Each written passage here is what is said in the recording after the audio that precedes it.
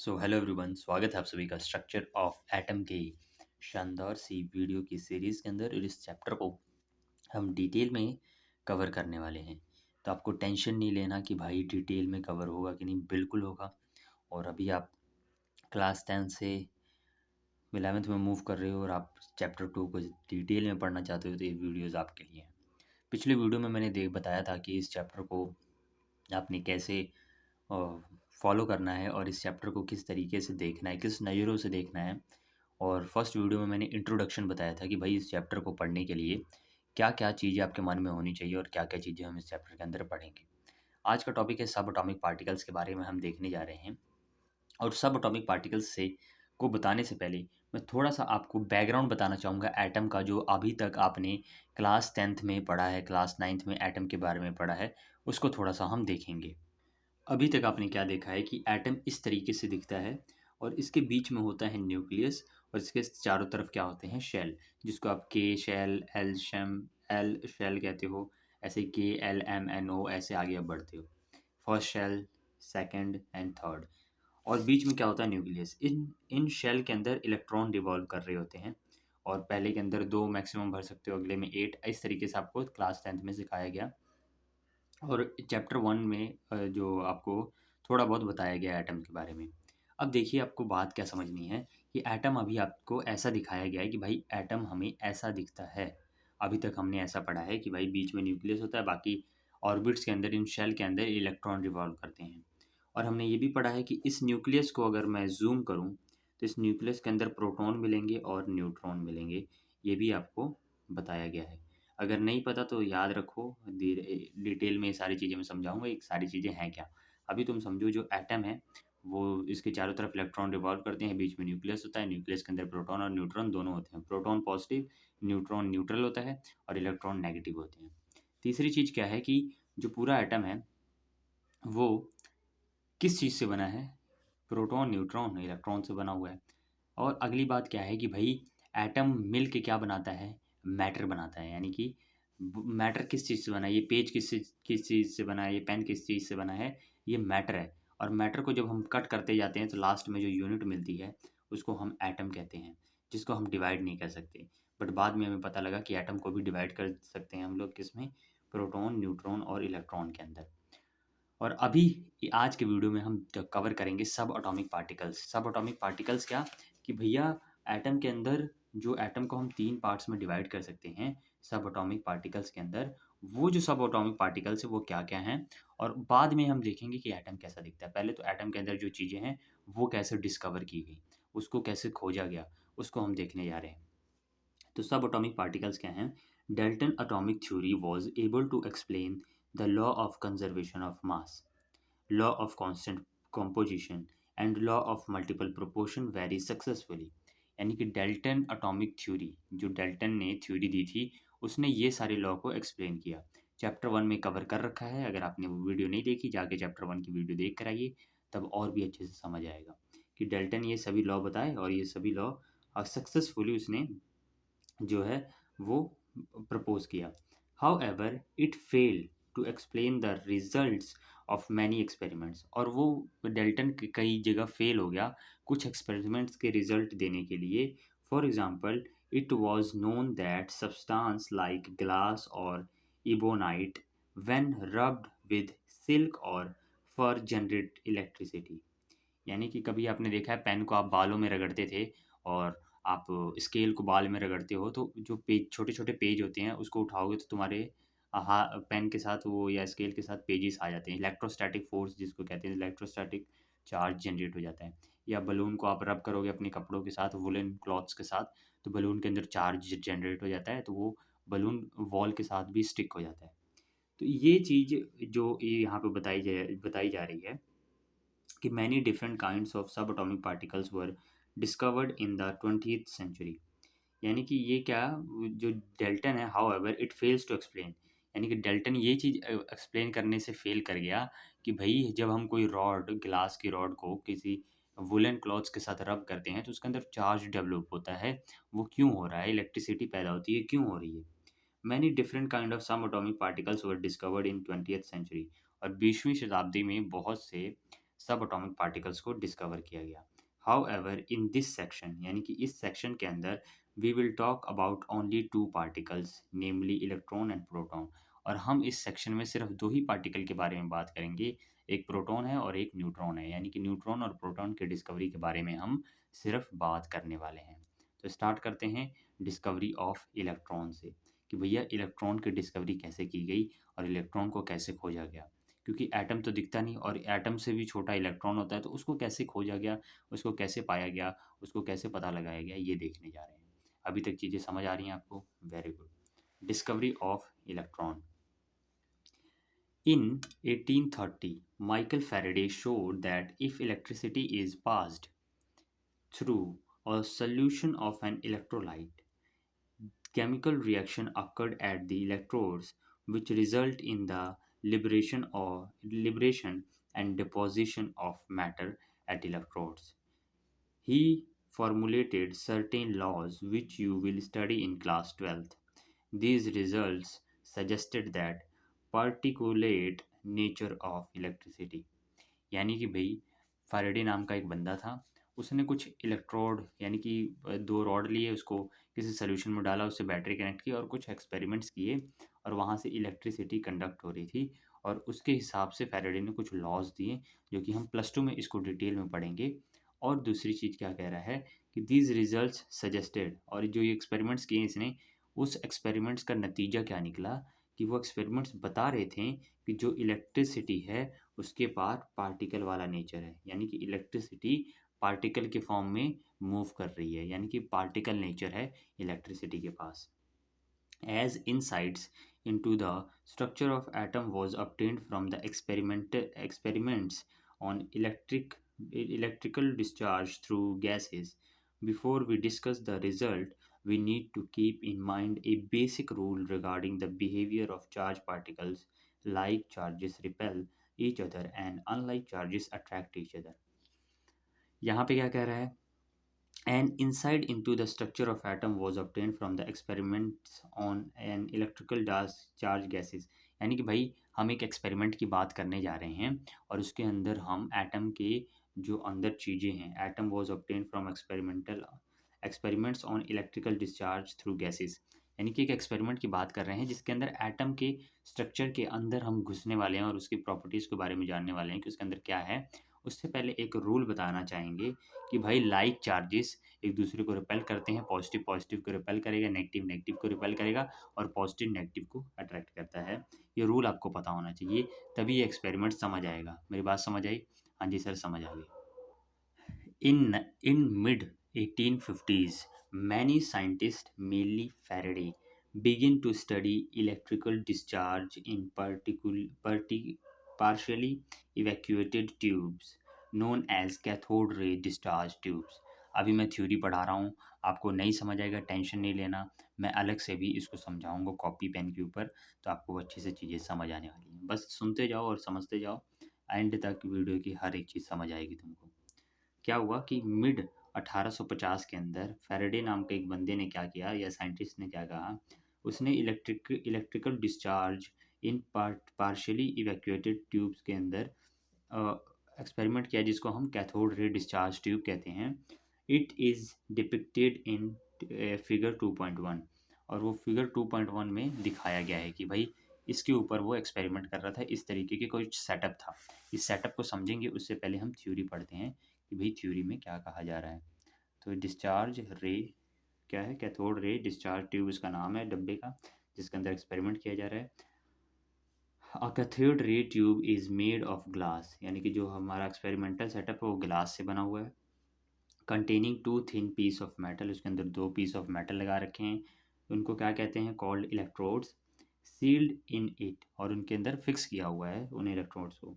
The electrical discharge through the gases could be observed only at very low pressure, और जो उस box है यानी कि जो सिलेंडर्स है उसके अंदर प्रेशर बहुत लो रखा गया है, and at very high voltage, और वहाँ पे वोल्टेज बहुत हाई कर रखी गई है।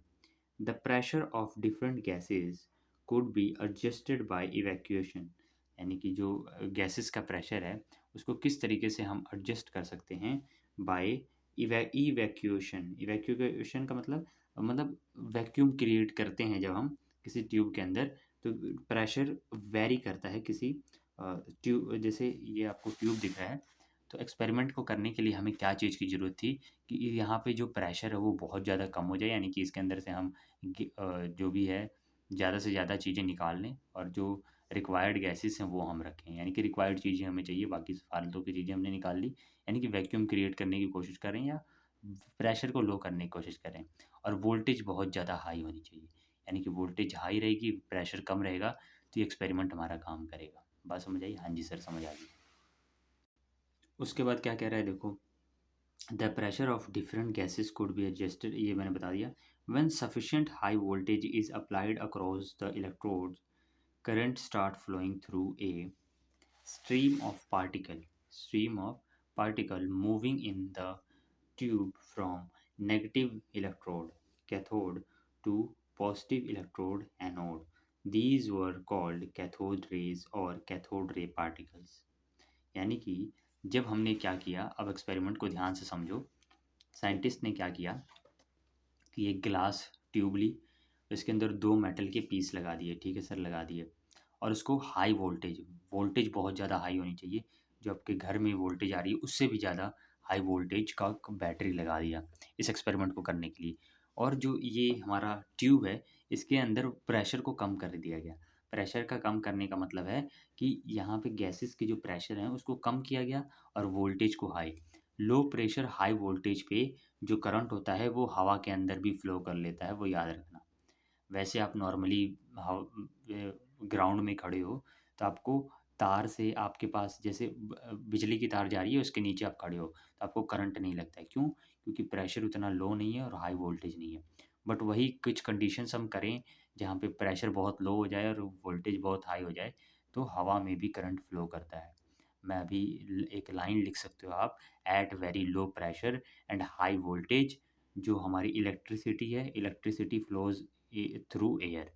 बट अब नॉर्मल कंडीशंस पे जो इलेक्ट्रिसिटी है वो एयर से ट्रैवल नहीं करती है, ठीक है।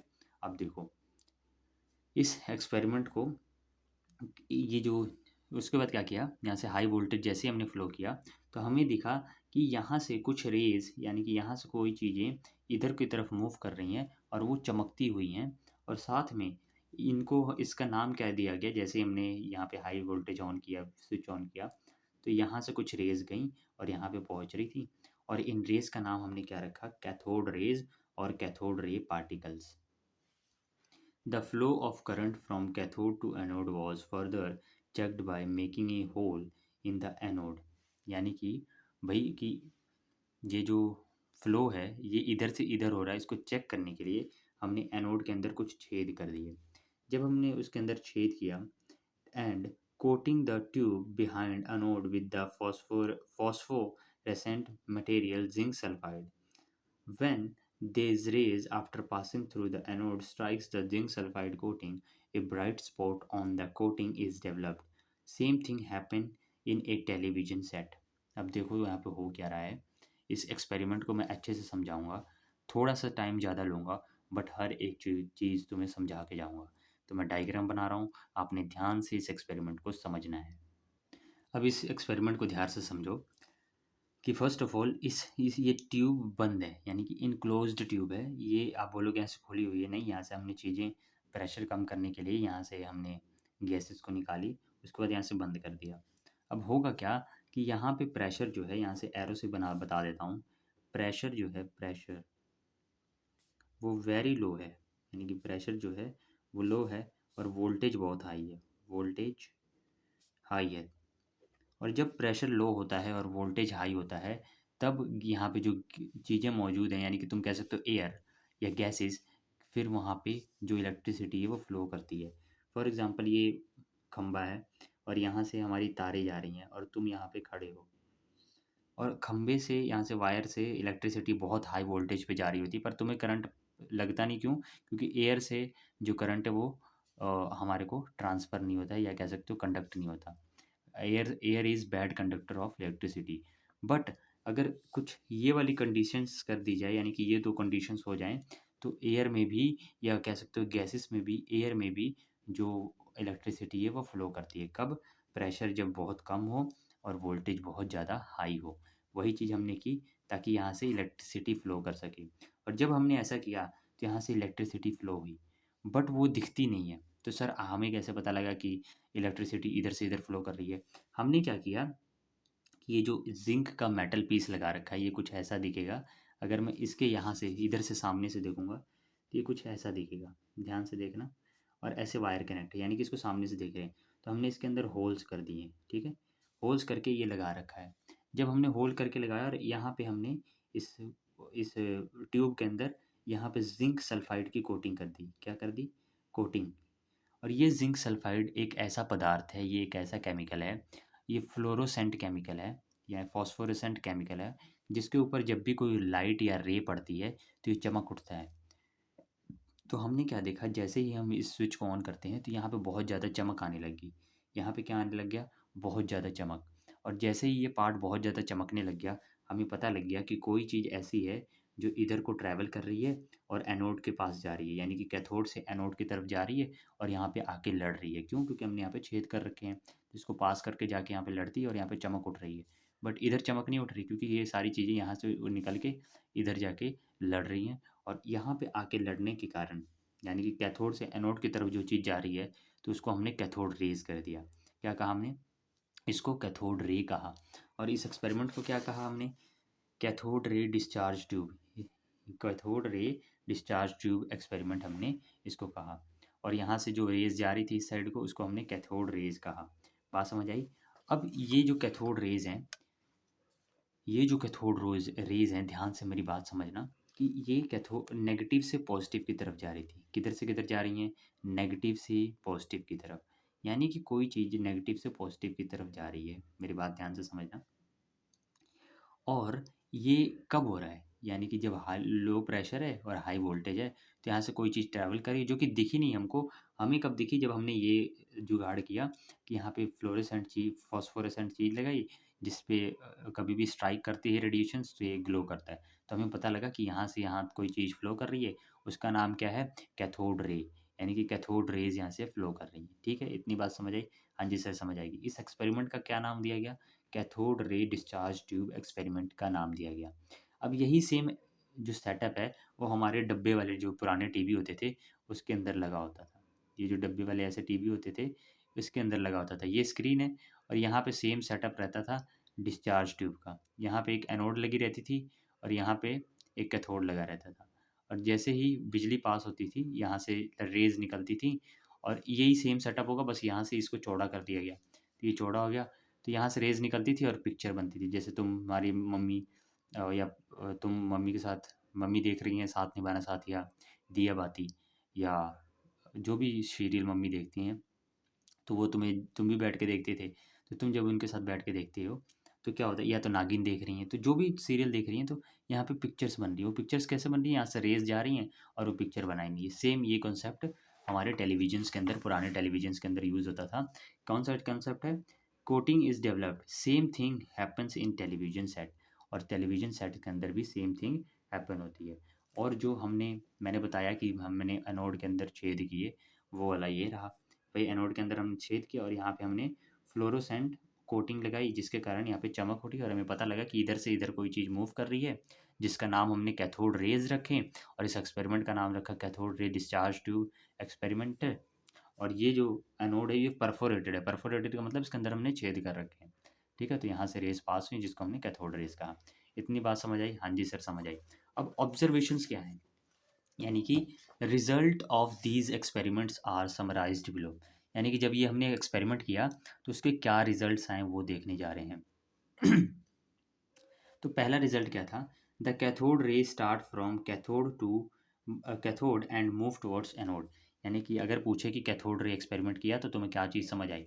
पहली चीज़ तुम्हें समझ आएगी कि जो कैथोड रेज थी, जिसको हमने कैथोड रेज नाम दिया, वो कैथोड से एनोड की तरफ मूव करती हैं, या तुम ये भी कह सकते हो नेगेटिव से पॉजिटिव की तरफ मूव करती हैं। सेकंड थिंग क्या देखा तुमने? These rays themselves are not visible. यानी कि यहाँ से इधर को मूव करते टाइम हमें नहीं दिख रही थी, हमें ये रेज नहीं दिखती हैं, ये विजिबल नहीं होती हैं, but their behaviour can be observed with the help of certain kinds of materials. इसको हमने बिहेवियर को कैसे पता लगाया, कुछ केमिकल कुछ मटेरियल को यूज़ करके, फ्लोरोसेंट और फॉस्फोरेसेंट मटेरियल यूज़ किया which glow when hit by them. क्यों हमें पता लगा कि यहाँ कैथोड से एनोड की तरफ कोई चीज़ जा रही है, बिकॉज हमने वो केमिकल यहाँ पे लगाया और जैसे ही ये बहुत तेज़ी से मूव किया तो यहाँ पे जाके स्ट्राइक किया और यहाँ पे ग्लो उठ गया। वैसे यहाँ जब यहाँ से यहाँ कोई चीज़ जाएगी बहुत स्पीड में और यहाँ पे जगह मिल जाएगी पास करने को, तो यहाँ पे आके लड़ना है उसने, और यहाँ पे हमने ऐसा सब्सटेंस लगा रखा है कि वो आके लड़ेगा तो ग्लो करेगा। इसलिए हमें दिख रहा था कि यहाँ पे ग्लो कर रहा है, यानी कि कैथोड से एनोड की तरफ कोई चीज़ आ रही है जो कि ग्लो कर रही है। बट हमें आंखों से नहीं दिखता, हमें यहाँ पे चमक उठी तो हमें पता लगा कि भाई कैथोड से एनोड की तरफ कोई चीज़ आ रही है, जिसको हमने कैथोड रेस बोला है। ठीक है, उसके बाद क्या है, television which glow by heating. Television picture tubes are cathode ray tubes, यानी कि टेलीविजन पिक्चर ट्यूब जो लगी रहती है टेलीविजन के अंदर, वो कैथोड रेज ट्यूब्स होती हैं। And television pictures result due to the fluorescence. और टेलीविजन के अंदर जो पिक्चर्स दिखती है वो किसके कारण हो रही है, फ्लोरोसेंस, जो कि ऊपर हमने एक्सपेरिमेंट में भी देखा, जो चमक उठ रही है उसी चमक का यूज़ करके हम पिक्चर्स बनाते हैं। और तुम अपने फेवरेट सीरियल देखते हो, खतरों के खिलाड़ी देखते हो, बिग बॉस देखते हो टीवी के अंदर। On the television screen coated with certain fluorescent और फॉस्फोरेसेंट मटेरियल। और कुछ पर्टिकुलर फॉस्फोरेसेंट फ्लोरेसेंट हम यूज़ करते हैं ताकि टीवी के अंदर हमारे को क्या देखने को मिले, इमेजेस देखने को मिलती हैं। पहला रिजल्ट समझ आया कि भैया कैथोड रे से एनोड रे की तरफ जो रेज जा रही हैं उसको कैथोड रेज कहते हैं। दूसरा हमने क्या देखा कि इनको हम अपनी आँखों से नहीं देख सकते, तो हमने कोई ऐसी चीज़ यूज़ की, कोई ऐसा केमिकल लगाया ट्यूब के ऊपर, जो कि जब आके वो रेज़ लड़ेंगी तो हमें पता लग जाएगा यहाँ पे कोई आके लड़ रहा है, जिसके कारण यहाँ पे चमक उठ रही है, यानी कि कैथोड से एनोड की तरफ मूव किया है और आके यहाँ पे भिड़ गया है, इसलिए यहाँ पे कलर या चमक पैदा हो रही है। उसके बाद नेक्स्ट ऑब्जर्वेशन क्या देखा हमने, in the absence of electric and magnetic field these रे ट्रेवल इन स्ट्रेट लाइन। यानी कि in the absence of electric and magnetic field ये रेज सीधी भागती हैं। अब तुम्हें समझ नहीं आया सर, समझ नहीं आ रहा, देखो कैसे डायग्राम से तुम्हें समझ आएगा। जैसे कि हमने ये बटन ऑन किया और ये एक्सपेरिमेंट चल रहा है और यहाँ पे चमक उठ रही है, तो अभी मैंने यहाँ पे ना मैग्नेट लगा रखा है, ना इस साइड मैग्नेट लगा रखा है, ना कोई इलेक्ट्रिक फील्ड मैग्नेटिक फील्ड लगाई है, तो ये सीधी भाग रही हैं। बट मुझे ये बताइए कि ये जो चीज़ भाग रही है, समझ लो इसके ऊपर कोई चार्ज होगा, या तो पॉजिटिव होगा या नेगेटिव होगा। अभी मुझे समझ लो नहीं पता कि ये इसके ऊपर पॉजिटिव या नेगेटिव है, बट मैं यहाँ पे इलेक्ट्रिक फील्ड लगाता हूँ। यहाँ पे इलेक्ट्रिक फील्ड एक पॉजिटिव इस साइड हो गया, समझ लो पॉजिटिव इस साइड, नेगेटिव इस साइड। ध्यान से समझना, इलेक्ट्रिक फील्ड लगाई है, पॉजिटिव इस साइड है, नेगेटिव इस साइड। तो मैंने क्या देखा, अब मैंने कोटिंग पूरे ट्यूब के ऊपर कर दी है, किसके ऊपर, कोटिंग पूरे ट्यूब के अंदर कर रखी है, ताकि किधर भी जिधर भी लड़ेगा उधर पता लगेगा। तो मैंने क्या किया, इलेक्ट्रिक फील्ड ऑन किया, इधर इलेक्ट्रिक फील्ड का जो पॉजिटिव साइड इस साइड था, नेगेटिव साइड इस साइड था। और मैंने जैसे ही बटन ऑन किया तो मैंने देखा चमक यहाँ पे उठने लग गई, चमक यहाँ पे उठने लगी। यानी कि मतलब क्या हुआ कि इधर से कैथोड रेज गई और इधर जाके लड़ने लग गई, यानी कि किस किस तरफ भाग रही है, पॉजिटिव की साइड। नेगेटिव से दूर जा रही हैं, पॉजिटिव की तरफ जा रही हैं। तो यानी कि जो चीज़ पॉजिटिव की तरफ जा रही है उसका चार्ज क्या होगा, तो हमें पता लगा कि ये जो कैथोड रेज़ हैं इनका जो चार्ज है वो क्या है, नेगेटिव है। और या हम कह सकते हैं इनका नेचर जो है वो नेगेटिव है। इसी तरीके से मैग्नेटिक फील्ड लगाई हमने, तो हमने कुछ चीज़ें नोटिस की, वो हम देखते हैं। क्या, कि in the absence of electric field magnetic field ये सीधी भाग रही थी, but in the presence of electric और मैग्नेटिक फील्ड, यानी कि जब हमने इलेक्ट्रिक फील्ड और मैग्नेटिक फील्ड लगाया तो क्या हमें देखने को मिल रहा है, ध्यान से देखना, क्या देखने को मिल रहा है, the behaviour of cathode rays are similar to that expected from negatively charge particle. कि हमने देखा जब हम मैग्नेटिक फील्ड इलेक्ट्रिक फील्ड लगा रहे हैं तो जो बिहेवियर कैथोड रे शो कर रहा है, उस बिहेवियर से हमें पता लग रहा है कि ये जो कैथोड रे है उसके ऊपर नेगेटिव चार्ज है। क्यों, क्योंकि मैंने अभी तुम्हें दिखाया कि भाई इलेक्ट्रिक फील्ड लगाया हमने, पॉजिटिव नेगेटिव देखा, तो जो रेस थी वो पॉजिटिव की तरफ भाग रही है, तो रेस का चार्ज क्या होगा, नेगेटिव होगा। अभी पढ़ाया, light different charges attract each other, तभी तो वो उधर के उधर। अब भाई बता, तू पॉजिटिव की तरफ भाग रहा है, इसका मतलब तेरा चार्ज नेगेटिव है तभी तो भागेगा। अगर तू नेगेटिव की तरफ भाग रहा है तो तेरा चार्ज पॉजिटिव होगा, यही बात बताने की कोशिश कर रहा है। suggesting that the cathode rays consist of negatively charged particle called electron। और कैथोड रेज के अंदर कैथोड रेज नेगेटिवली चार्ज हैं और नेगेटिवली चार्ज होने के कारण हमने इसका नाम क्या रखा, इलेक्ट्रॉन्स। यानी कि हमने अब इलेक्ट्रॉन की डिस्कवरी कर ली है। आपसे क्वेश्चन आएगा कि इलेक्ट्रॉन की डिस्कवरी किस एक्सपेरिमेंट से किया, तो आप बोलोगे cathode ray discharge tube experiment से। दूसरी चीज़, इलेक्ट्रॉन की डिस्कवरी किसने की, तो आप लिखोगे थॉमसन ने इलेक्ट्रॉन की डिस्कवरी की। इलेक्ट्रॉन की डिस्कवरी थॉमसन ने की। ठीक है। उसके बाद क्या कह रहे हैं, the characteristics of cathode raise यानी कि electron do not depend upon the material of electrodes and the nature of the gas present in the cathode ray tube. यानी कि भाई जो इलेक्ट्रॉन है वो हर एक एलिमेंट, हर एक गैस के अंदर, हर एक मैटर के अंदर, हर एक मेटल के अंदर प्रेजेंट है। तो आप मेटल बदल लो, यानी कि मेटल बदलने का मतलब जो हमने सेटअप लगा रखा है, ये वाला सेटअप लगा रखा है, इसके अंदर ये चीज़ बदल दो। यानी कि मेटल, अभी समझ लो एक्स मेटल यूज़ किया है तो वाई मेटल यूज़ कर लिया, या तुमने क्या किया कि इसके अंदर की गैस बदल दी। तो कोई भी चीज़ बदलो, जो बिहेवियर ऑफ कैथोड रेज था वो चेंज नहीं हो रहा था। क्यों? क्योंकि सबके अंदर जो गैस हो गया, मेटल हो गया, सबके अंदर जो इलेक्ट्रॉन है वो सेम होता है। इलेक्ट्रॉन थोड़ी चेंज होता है भाई, नंबर ऑफ इलेक्ट्रॉन चेंज होते हैं, पर नंबर नेचर ऑफ इलेक्ट्रॉन थोड़ी चेंज होता है।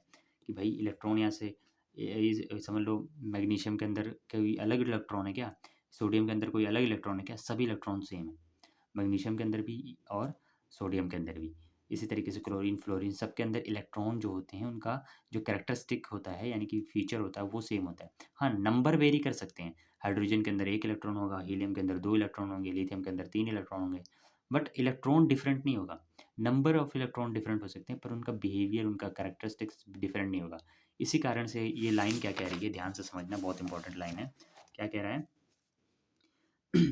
कि कैरेक्टरिस्टिक्स ऑफ कैथोड रेज, यानी कि जो कैथोड रेज मूव कर रही थी, जिसको हम इलेक्ट्रॉन कह रहे हैं, डू नॉट डिपेंड, उनकी जो कैरेक्टरिस्टिक्स है वो किस चीज़ पे डिपेंड नहीं करती, मटेरियल ऑफ इलेक्ट्रोड। क्वेश्चन बनेगा तो बहुत इंपॉर्टेंट है कि भाई जो कि कैथोड रेज हैं उनकी जो कैरेक्टरिस्टिक्स हैं, फीचर्स हैं, वो किस चीज़ पे डिपेंड नहीं करती, मेटल इलेक्ट्रोड्स पे, नेचर ऑफ गैस जो कि प्रेजेंट है ट्यूब के अंदर, ये चीज़ें उसको इफेक्ट नहीं करती हैं।